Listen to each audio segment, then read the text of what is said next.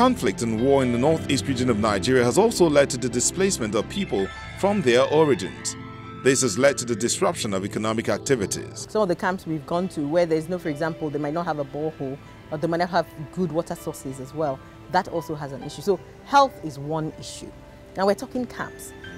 Some of the stats show that for every person living in a camp, there are about 8 or 9 people living with a host family. So you have people who have fled, maybe they've chosen not to stay in a camp either because there's no space, because the camps are cramped, or they have maybe a relative or someone from their village willing to take them in. And we've found, for example, those who have fled down to Lagos, that tends to be the situation. They fled, they know they have one village man doing Okada here, they come and stay with him. Now imagine you have an Okada person managing to fend for his family or trying to fend for his family. Then he has another 1, 2, 3, 4 people who have fled to him. That's another one. Now, if he's living in a place like, let me say, Festac, for example, right?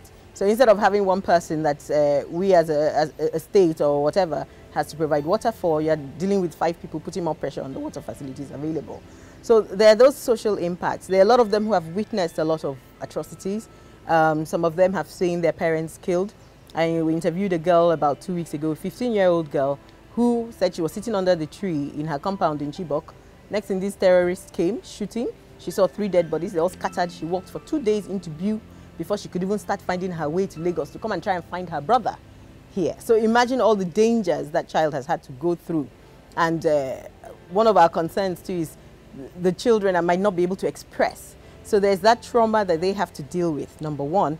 When you interview a lot of the boys, you know, and you say to them, okay, so what do you want to be? All of them want to be policemen and soldiers because they feel that's the only way they can protect their environment. So we're already beginning to have a new wave of people who have a militarized mindset. And if they come into cities or they're in camps and they're not adequately catered for, they do not have security, they do not have shelter, they do not have access to education, we're breeding, if we're not careful, the next round of issues that we're going to have across the country, and that is going to even be worse than we could envision. Be able to give all these infrastructures in place so that they can fully return to their state of health. So this this involve both individuals, government, NGOs. Each of these organizations will participate in certain roles in order to ensure the ultimate activities being returned. Government alone may not be able to do that. Therefore, we need both local NGOs, we need international NGOs, we need government too, to also put the enabling infrastructures to build confidence so that these people can return back to their way of life and therefore be able to take care of their health as individuals and as a community. When we are designing the plan to reintegrate people back to their place, we must provide some information that we know what kind of housing they need.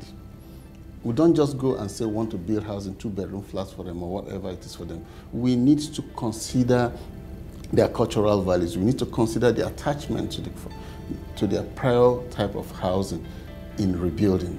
At the same time, there's a critical issue here that has not been addressed. These people need counseling because they have gone through trauma. So people need to talk to them, people need to work with them. People have lost their families, people have lost their parents, people have lost their children. It is not just bringing them back to their original environment. As a matter of fact, when you bring them back to the original environment, it reawakes the impact of terror.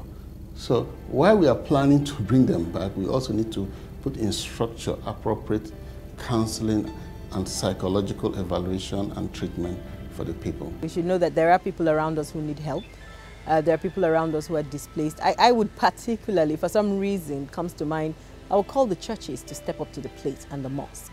Because the truth of the matter is, in Lagos, for example, I've heard of a couple of churches who are reaching out to those who are displaced. We need more.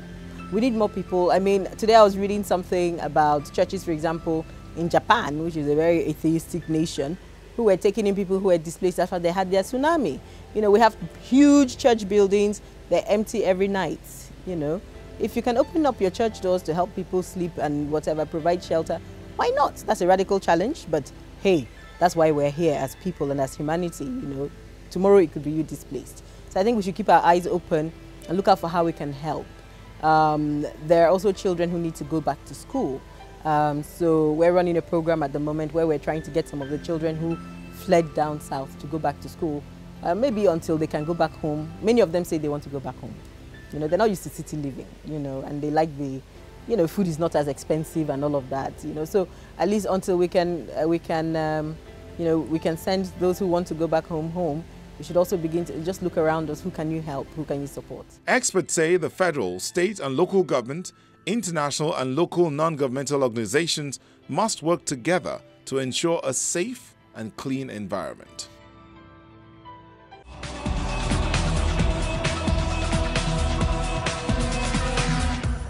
We all must do our parts to save our environment, care for the needy, and support the ongoing fight against terror in the country. Thank you for being a part of today's program. For any comment or questions, our inbox, earthfile@channelstv.com is always available. See you next week.